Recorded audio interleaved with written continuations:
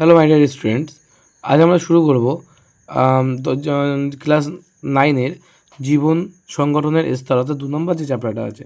এই চ্যাপ্টারটা যদি তোমরা সম্পূর্ণ করো, তোমরা গ্যারান্টি দিয়ে বলছি এই চ্যাপ্টারটা এবং আগের চ্যাপ্টার যেটা করেছি তোমরা 100% কিন্তু পরীক্ষায় কমন পেয়ে যাবে, শর্ট ব্রড সব কোশ্চেন। ঠিক আছে? তো এই জন্য এই চ্যাপ্টারটা কিন্তু খুব ভালোভাবে তোমাদের করতে হবে। ঠিক আছে? একটা কোনো কিছু বাদ দিয়ে করবে না। তাই কী বলছি দেখো, নিচের কোনটি মাইনর এলিমেন্ট। আচ্ছা, প্রথমে একটা কথা বলে দিই, তোমরা যাদের এই সাদরা প্রকাশ, যেটা সাদরা প্রকাশনীর বই, যাদের এই সাদরা প্রকাশনীর বই নেই তারা কি করবে, তারা কিন্তু অবশ্যই তারা আমাদের যে হোয়াটসঅ্যাপ বা টেলিগ্রাম চ্যানেলে জয়েন হয়ে যাবে। সেখানে আমি এর পিডিএফ দিয়ে দেবো, 3-4 পাতার পিডিএফ। একটু তোমরা প্রিন্ট আউট করে নেবে, নিয়ে সেটা মুখস্থ করে ফেলবে। ঠিক আছে? তো নিচের কোনটি মাইনর এলিমেন্ট, এটা হচ্ছে এমও হবে। নিচের কোনটি তীব্র অ্যাসিড নয়, এটা হচ্ছে H2CO3। ঠিক আছে? C6H12 C6H12O6 কার সংকেত, এটা হচ্ছে গ্লুকোজের সংকেত, সবাই জানে। 9.3 কিলোক্যালোরি তাপ উৎপন্ন হয় কোন বস্তু থেকে, এটা হচ্ছে 1 গ্রাম ফ্যাট থেকে। বলছে রবার্ট হুক কত খ্রিস্টাব্দে কোষ আবিষ্কার করেছিলেন? 1665 খ্রিস্টাব্দে। কোষ পদ্মাকে LPLP ত্রিস্তরীয় পদরূপে কোন বিজ্ঞানী অভিহিত করেছিলেন? রবার্টসন। কোষের প্রোটিন ফ্যাক্টরি বলা হয় কাকে? রাইবোজোমকে। কোনটি সাইটোপ্লাজমের ট্রেস এলিমেন্ট, এটা হচ্ছে MO। ঠিক আছে? কোষের মস্তিষ্ক বলা হয় নিউক্লিয়াসকে। কোষের মস্তিষ্ক বলা হয় নিউক্লিয়াসকে। কোন অঙ্গাণুকে কোষের শক্তিকার বলা হয়? মাইটোকন্ড্রিয়াকে। কোষের শক্তিকার বলা হয়। কোষের ক্ষরণ নিয়ন্ত্রণ করে কোন অঙ্গাণু? এটা হচ্ছে গলজি বডিস। ঠিক আছে? নিজের কোন কোষটিকে সুইসাইড ব্যাগ বলা হচ্ছে? লাইসোমকে আত্মঘাতী থলি বা সুইসাইড ব্যাগ বলা হয়ে থাকে। ঠিক আছে? নেক্সট দেখো, বলছে একই আকৃতি, কী বলছে, একই আকৃতি সম্পন্ন পাতলা কোষপ্রাচীরযুক্ত বিশিষ্ট পর্দা বিভাজনে সক্ষম তরুণ কোষ সমষ্টি হলো ভাজক কলা। ঠিক আছে? নিম্নলিখিত কোন কলার কোষপ্রাচীরের কূপ থাকে? এটা হচ্ছে জাইলেম কলা। ঠিক আছে? কোন কলার মাধ্যমে জল এবং জলে দ্রবীভূত খনিজ লবণ ঊর্ধ্বমুখে বাহিত হয়? এটা উত্তর কী হবে? জাইলেম কলাই। ঠিক আছে? কোন প্রকার প্রাণী কলা মস্তিষ্ক, সুষুম্নাকাণ্ড এবং স্নায়ুতে থাকে? এটা কী উত্তর হবে? এটার উত্তর হবে তোমার হচ্ছে স্নায়ু কলা। ঠিক আছে? কোন অঙ্গের আলফা ও বিটা কোষ থেকে গ্লুকাগন এবং ইনসুলিন গঠিত হয়? এটা হচ্ছে অগ্ন্যাশয়ের। ঠিক আছে? কোনটি মিশ্র গ্রন্থি? অবশ্যই কিন্তু অগ্ন্যাশয় মিশ্র গ্রন্থি। প্রতিবদ্ধ ক্রিয়া নিয়ন্ত্রণ করে কে? প্রতিবদ্ধ ক্রিয়া নিয়ন্ত্রণ করে সুষুম্নাকাণ্ড। তাই তো? বক্ষ গহ্বরে হৃৎপিণ্ডের দুপাশে মধ্যচ্ছেদের উপরে অবস্থিত কি? ফুসফুস। মনোস্যাকারাইডের বৈজ্ঞানিক প্রক্রিয়ার ভূমিকা সম্পর্কিত কোন বক্তব্যটি সঠিক নয়? অপশান বি, মানুষের রক্তে মনোস্যাকারাইডের রূপে গ্যালাক্টোজ থাকে, এটাই কিন্তু সঠিক নয়। ঠিক আছে? তারপরে বলেছে অ্যামাইনো অ্যাসিডগুলি কোন বন্ধনী দ্বারা যুক্ত হয়ে প্রোটিন গঠন করে? উত্তর হবে পলিপেপটাইড বন্ধনী। যে নিউক্লিওটাইড কি? নিউক্লিওটাইড হচ্ছে নিউক্লিক অ্যাসিড। নিউক্লিওটাইড থেকে নিউক্লিক অ্যাসিড। ঠিক আছে? নেক্সট কী বলছে দেখো, বলছে কোন জৈব অণু রক্ত তঞ্চনের উপাদানের রূপে কাজ করে? সেটা হচ্ছে প্রোটিন। বলছে নখ চুলে কোন প্রোটিন থাকে? কেরাটিন। বলছে দেহের তাপ সংরক্ষণে কোন জৈব অণু বিশেষ ভূমিকা পালন করে? লিপিড।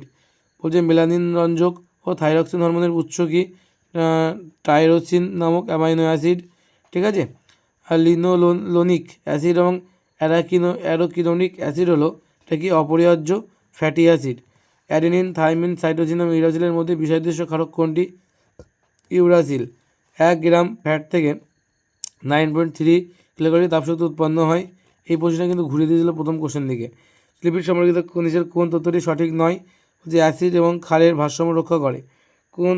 কোন ভিটামিন অস্থি ও রক্তে ক্যালসিয়াম সাম্য বজায় রাখে? এটা হচ্ছে ভিটামিন ডি। রক্তল্পতা প্রতিরোধী ভিটামিন কোনটি হবে? সায়ানোকো বা সায়ানোকোবালমিন, ম্যালিক অ্যাসিড এবং ভিটামিন সি। ঠিক আছে?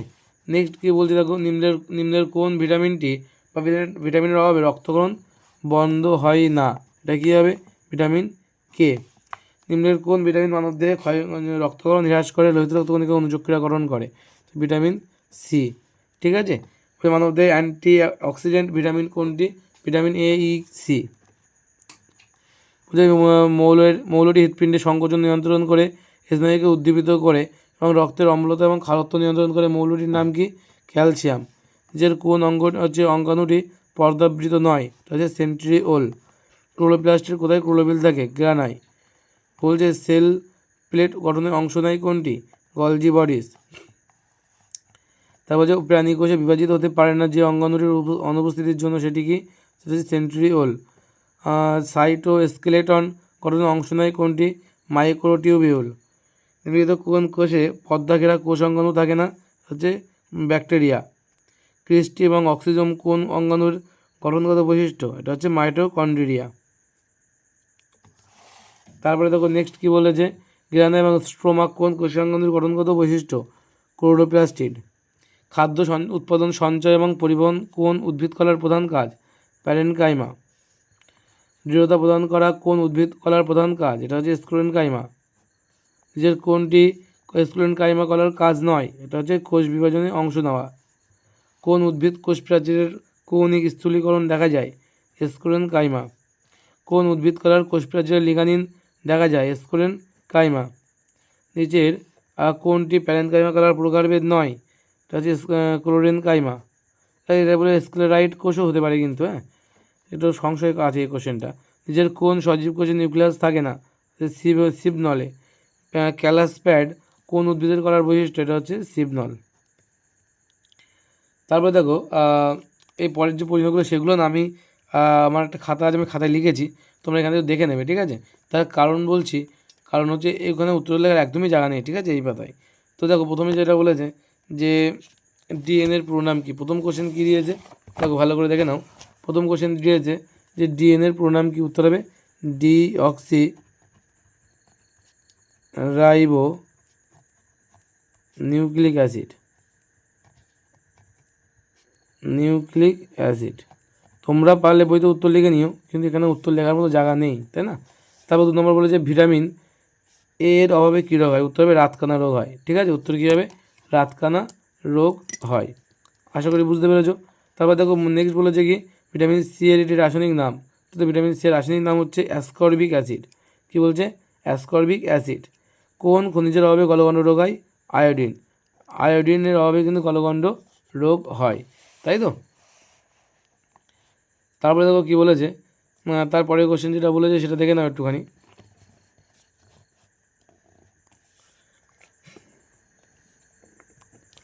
তারপরে বলেছে একটি তীব্র অ্যাসিডের উদাহরণ দাও। এই তীব্র অ্যাসিড হচ্ছে সালফিউরিক অ্যাসিড বা H2SO4, তাই তো। সালফিউরিক অ্যাসিড বা H2SO4, ঠিক আছে, সালফিউরিক অ্যাসিড বা H2SO4। তারপরে কী বলেছে, বলেছে কার্বোহাইড্রেটের কোন উপাদানটি থাকে না যা প্রোটিনে থাকে। কত দাগের কোশ্চেন, 6 দাগ। উত্তর হবে কি নাইট্রোজেন, ঠিক আছে। কার্বোহাইড্রেটের কোন উপাদান থাকে না, নাইট্রোজেন থাকে না, যা প্রোটিনে থাকে। কোন কোষ অঙ্গাণুর প্রাণী কোষে বিভাজনকালে বেমকরণ করে, সেন্ট্রিওল, ঠিক আছে। তারপর বলছে অক্সিজম দানা কোথায় থাকে, হচ্ছে কোষপর্দার অন্তর্পদে, মাইটোকন্ড্রিয়ার অন্তর্পদায় থাকে। কোথায়, মাইটোকন্ড্রিয়ার অন্তর্পদায়, ঠিক আছে। তারপরে কোশ্চেন কী বলেছে, বলেছে থাইলাকয়েড কোথায়, থাইলাকয়েড হচ্ছে কোথায় থাকে, 9 দাগ। বলছে ক্লোরোপ্লাস্টের গ্রা নাই, ঠিক আছে। তাহলে মাইটোকন্ড্রিয়ার অন্তঃপ্রাচীরের কোষগুলি ভাঁজগুলিকে কী বলা হয় ক্রিস্টি। তারপরে কোশ্চেন দিয়েছে ডিএনএর পুরো নাম কি, অ্যাকচুয়ালি এটা ডিএনএ হবে না, এটা হবে আরএনএ, হ্যাঁ। কোশ্চেনটা ডিএনএ একবার চেয়েছে, এটা লিখে আরএনএ, আমি আরএনএটা লিখে দিচ্ছি, যে ডিএনএ আগে একবার লিখে দিয়েছি, তাই না। এটা হবে রাইবো নিউক্লিক অ্যাসিড,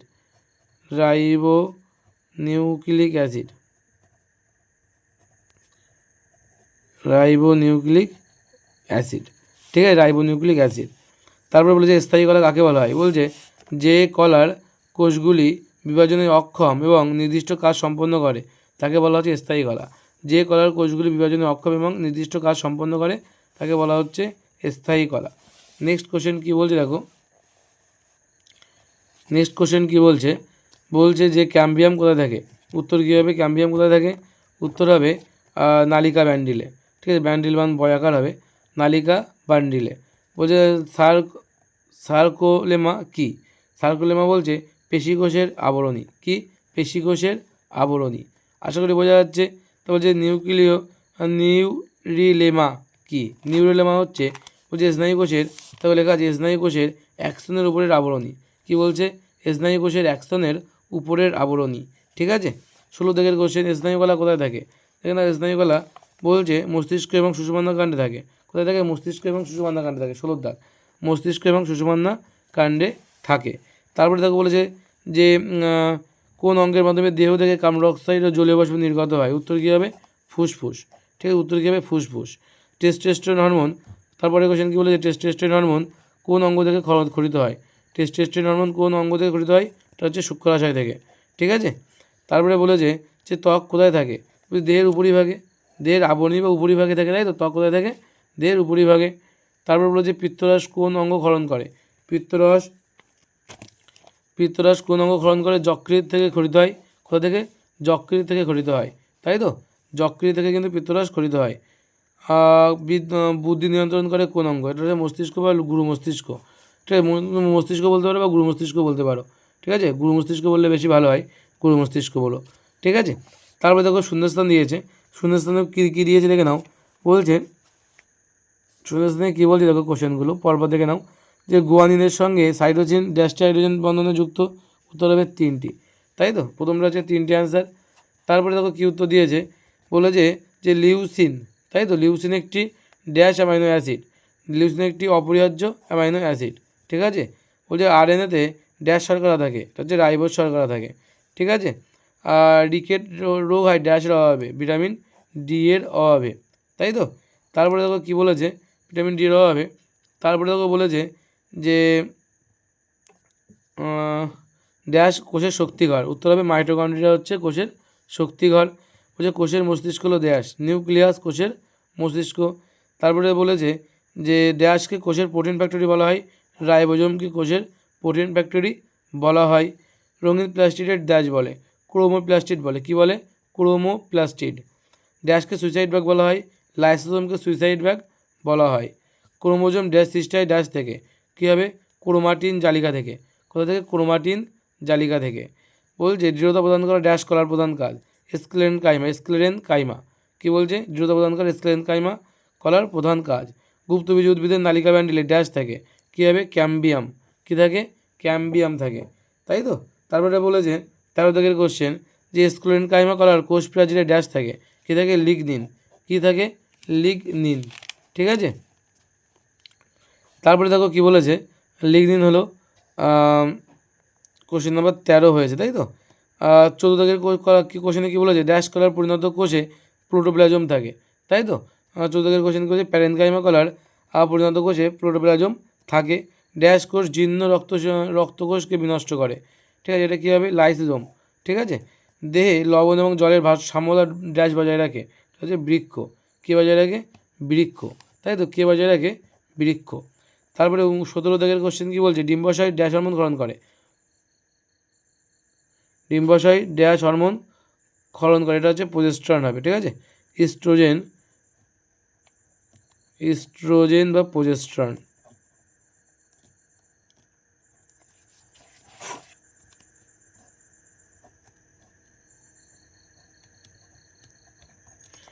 ইস্ট্রোজেন বা প্রোজেস্টেরন, ঠিক আছে, হরমোন ক্ষরিত হয়।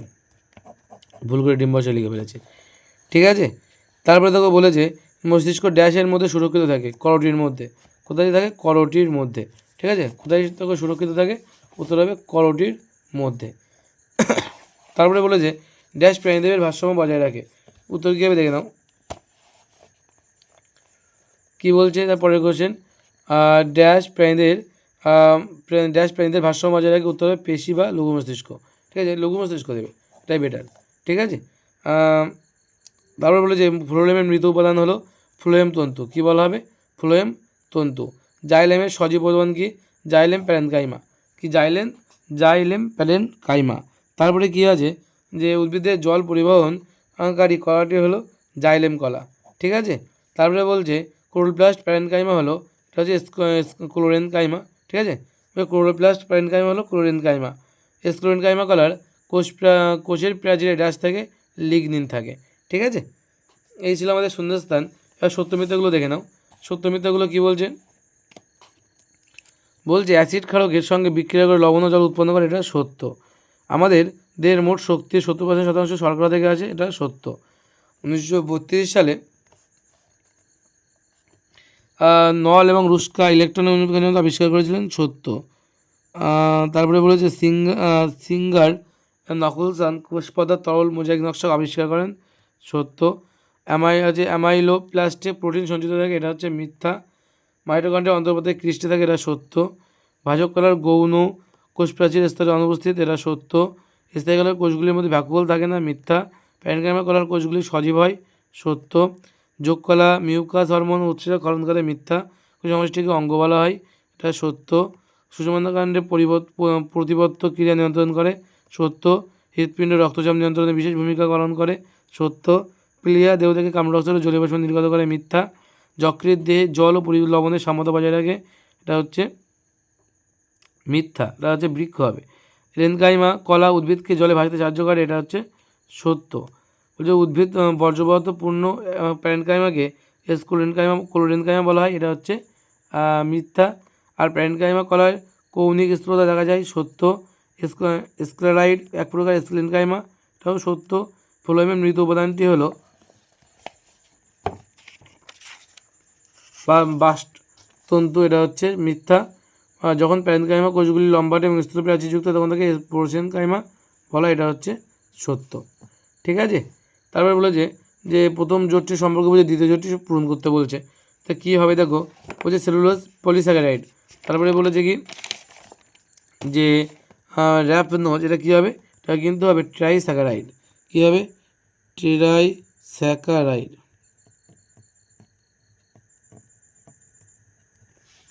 প্রোটিন কারখানা যে রাইবোজোম, আত্মঘাতী থলি লাইসোজোম।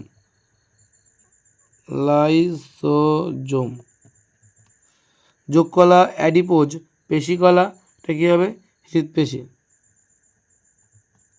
বা কঙ্কাল পেশি। বলছে ডিম্বাশয় প্রজেস্টেরন, যেটা একটু ডিম্বাশয় থেকে কোনামন করিতে হয়, প্রজেস্টেরন। শুক্রাশয়, এটা হচ্ছে তোমার টেস্টোস্টেরন।